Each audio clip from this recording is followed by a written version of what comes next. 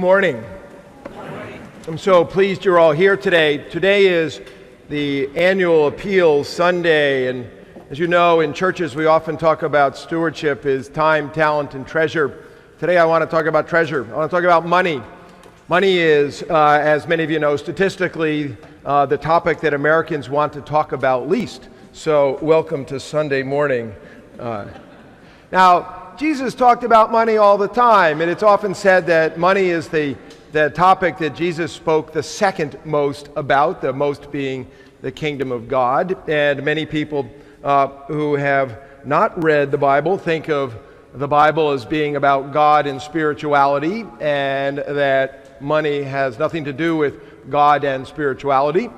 The truth is that the Bible speaks often about money, or what is known as mammon, which is a biblical term for wealth, and it talks about money and God often because mammon and God affect each other. So there is no doubt that all of us have many different voices about money in the marketplace of our minds, where all of those different voices compete for our attention.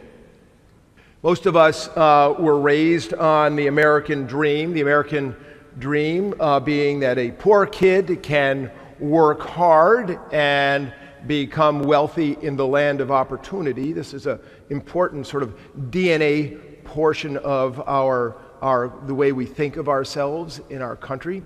And the scenario leads us to say that the purpose of this in some way is to become rich in the promised land. The promised land being the new world, the original promised land, of course, being the land of Canaan. Now that's one sort of version of the American dream. Jesus puts out a whole other dream. The Jesus dream involves that Jesus' followers would become holy-hearted people, full of love and generosity for the other, inspired by the kingdom of God. That the promised land is the kingdom of God. And in this scenario, we are to become instruments of God's love, and our riches are to be in heaven. Now, as people of faith, and we are all people of faith, we wrestle with all these different voices in our lives, and we wrestle with the Bible.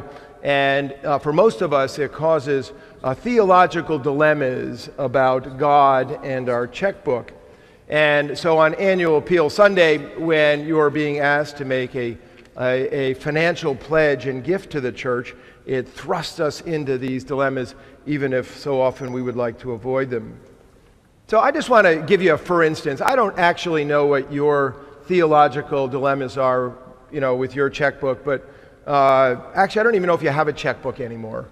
Perhaps it's all done digitally, but you get what I'm talking about. So, some of these questions might be, when does our need for financial security make us like the characters in the Bible who are condemned for not sharing enough? And do we believe that what we have is a gift from God, or do we believe that we earned it? Do we believe that God provides, or do we believe that actually we provide? Do we believe that God cares for our assets, or do we believe that God doesn't? We believe in God, it's just that God's business is not our assets, and so we better care for them and keep an eye on them. And do we believe that our money belongs to us, or do we believe that our money belongs to God, and we are stewards of it, and we are intended to share the largesse that has come our way? Now, these are dilemmas that many people have great clarity on, and others have no clarity on, but I can tell you, if these competing voices in your mind are such, there is a way through those dilemmas. And it comes from St. Paul's teaching to make love your aim.